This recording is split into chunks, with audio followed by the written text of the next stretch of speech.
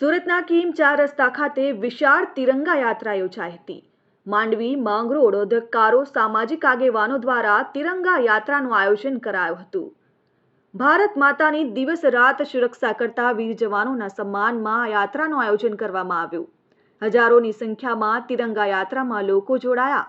હિન્દુસ્તાન જિંદાબાદ, પાકિસ્તાન મુર્દાબાદના નારાથી સમગ્ર વિસ્તાર ગુંજી ઉઠ્યો હતો. કીમ 4 રસ્તા ખાતે ધારાસભ્ય ગણપતસિંહ વસાવાએ જનસભાને સંબોધી હતી.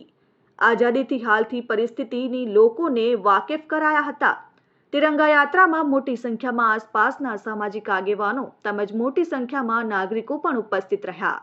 મિત્રો, આજે માંગરોળ તાલુકાના પ્રજાજનો દ્વારા આજે પાલોદ મુકામે, બોરસરા મુકામે ખૂબ મોટી સંખ્યામાં તિરંગા યાત્રાનું આયોજન કરવામાં આવેલ હતું.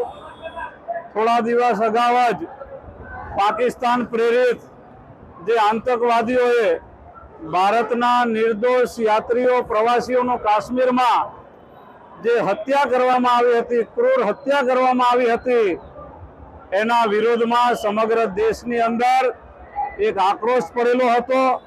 અને આદરણીય પ્રધાનમંત્રી શ્રી નરેન્દ્રભાઈ મોદી સાહેબની આગેવાનીમાં આ હિન્દુસ્તાન હવે 1947નું હિન્દુસ્તાન નથી, આ 21મી સદીનું નરેન્દ્રભાઈ મોદી સાહેબનું હિન્દુસ્તાન છે. ગણતરીના દિવસોમાં જ સમગ્ર ભારત દેશની સેના દ્વારા પાકિસ્તાનની અંદર છુપાયેલા આતંકવાદીઓનો પાકિસ્તાનમાં ઘૂસીને સફાયો કરવામાં આવેલ છે. ત્યારે આવા વીર જવાનો જે દેશ માટે રાત દિવસ કામ કરતા હોય છે, એવા વીર જવાનો બિરદાવવા માટે આજે નગરજનો દ્વારા આ તિરંગા યાત્રાનું આયોજન કરવામાં આવેલ હતું.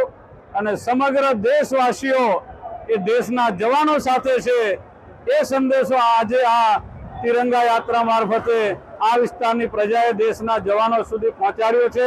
હું દેશના જવાનોને લાખ લાખ વંદન કરી અભિનંદન આપું છું. માંગરોળના ધારાસભ્ય ગણપતભાઈ વસાવા અને ઇન્ડસ્ટ્રીના ઉદ્યોગકારો સાથે મળી સિંદૂર તિરંગા યાત્રા કરવામાં આવેલી હતી, જે બોર્ડર ઉપર જે ભારત અને પાકિસ્તાનના યુદ્ધમાં આપણા જવાનોએ પાકિસ્તાનને ધરબાતોડ જવાબ આપ્યો, એને બિરદાવવા માટે આજે તિરંગા યાત્રા નીકળેલી હતી. એમાં અમારા પૂરા ઇન્ડસ્ટ્રીના ઉદ્યોગકારો અને એમના કારીગરો સાથે અમે જોડાયેલા હતા. અને યાત્રામાં 4 રસ્તા ઉપર સંપાદન થયું ત્યાં સુધી અમે બધા સાથે હતા. વિજય યાદવ, RN ન્યૂઝ, કીમ 4 રસ્તા.